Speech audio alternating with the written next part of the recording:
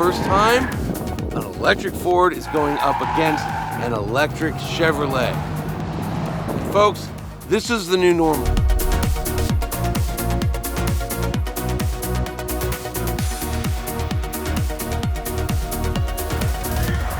Hi there, I'm Johnny Lieberman, and this is another MotorTrend comparison test.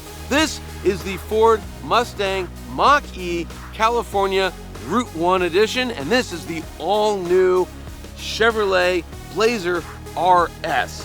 These are the sort of vehicles that are going to begin appearing en masse. They are replacing the family sedan. Goodbye Camry, goodbye Accord.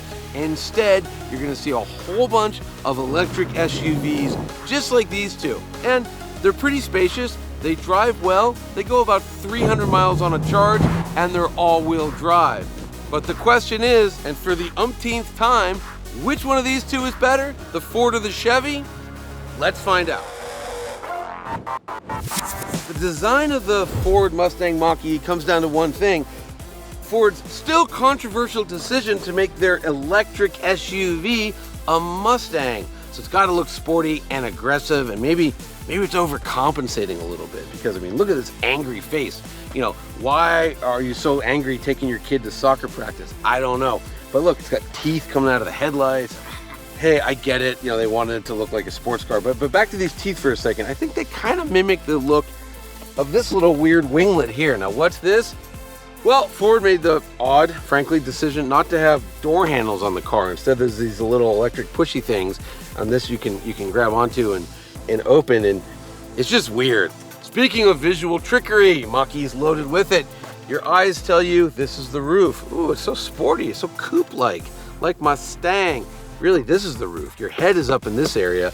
This is just a nice little design trick. What's not a nice design trick is these wheels, 18-inch wheels on the California Highway 1 edition. Really? Okay, sure, it's good for aero. It's good for ride comfort because those are some high sidewall tires, but it looks like it rolled off of a rental lot. You don't want that. You want it to look like it rolled off of the show car stage, which is exactly what the Blazer looks like. Not that anybody remembers automotive journalists, but if I am remembered, I hope it's for a line I once said, which is something like, an SUV has to look like a Mars rover.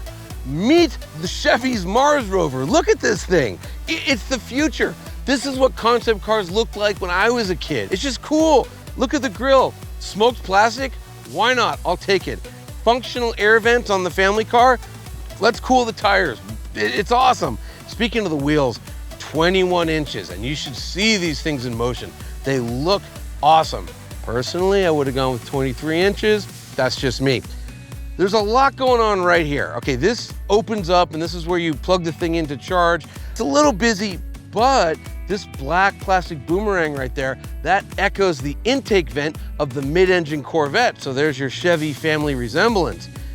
I love how the belt line, or the lower belt line, rises right here, because remember, with an EV, you're sitting on the battery, so there's a lot of side mass. So they're smartly hiding it, right? It looks more athletic than it is.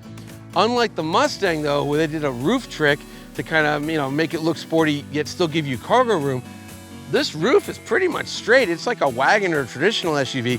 They just raised the rear hip up. Looks really mean and athletic, yet you still have space. And remember, the middle letter of SUV stands for utility. So I think looks-wise, yeah, it's a clear winner here is the Blazer. But how does it drive? If the outside of the new Blazer looks like it rolled out of the first ever Mars Auto Show, the inside sure doesn't. Look, it's a Chevrolet in here. Not bad by any means. I mean, the vents are a little tacky, but I like most of what I'm seeing. A couple things set off my OCD. For instance, nice big screen, legible, you know, huge, different fonts. I count at least 3 different fonts. Why? Why would you do that? It just looks sloppy. But really the big selling point of this Blazer is going to be the amount of interior space we have. It is massive in here. It feels bigger than like a Chevy Tahoe. And remember, that's the advantage of EVs. Everything is on top of the powertrain. So for packaging purposes, they're excellent. Like the rear seat, you would not believe how big it is. A 6-foot adult could easily do a cross-country road trip back there. Charging might not be as easy, but just tons of room. And behind the rear seat, just massive amounts of storage. And I really think that's going to be the key selling point for this here Blazer EV. I'm inside of the Mustang Mach-E, and the first thing you notice is, boy, this is a lot louder than the Chevy. The second thing you notice is Ford has cheaped out and they made a short gas pedal. You can't see it, I can't stand it, but I wear a size 13. I got big shoes and I'm always going under the gas pedal. Like, what a lousy way to save money. Third thing you notice, the screen. It's a lot of screen. All the fonts are the same. That part's awesome. However, at a time when the entire industry is moving away from these portrait type screens into more integrated horizontal or landscape screens, it really looks tacked on. I mean, I couldn't imagine a more tacked on iPod look to a car.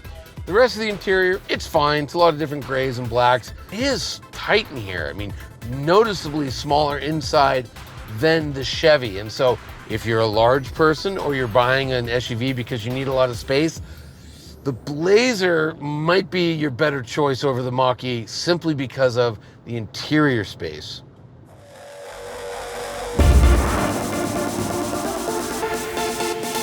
As far as performance of the new Blazer goes, Chevy did something interesting. Look, this is a family SUV, and since EVs came out, we've kind of taken for granted that they're all ridiculously quick. This one isn't. This one hits 60 miles an hour in 6 seconds. Now look, 2 decades ago, we would have jumped in the air and screamed for an SUV to go that quickly. These days, it's kind of slow. What they did focus on is ride quality. I am shocked at how well this thing rides, even on the big 21-inch wheels. See, this is sitting on GM's Ultium platform, and they were able just to push the wheels out to the corner as far as possible, and it's really wide, and that just equals a better ride quality. As far as handling goes, there's a whole bunch of tire squeal. Look, it's a family vehicle. I mean, do you need to be pushing the bloody edge of the envelope at 11 tenths? Well, I do, but you may not. One thing, I have it in sport mode right now, and if I floor it, you hear this very, very fake sound. Look, it's a brave new EV world. We used to have V8s, we no longer do. What's a good EV sound like? Still working on that. You can go to my mode here. It's a custom mode, and I have everything set up just as sporty, just as much power and braking and turning, but I've turned down the fake noise. Still there, not as loud. I would go with this.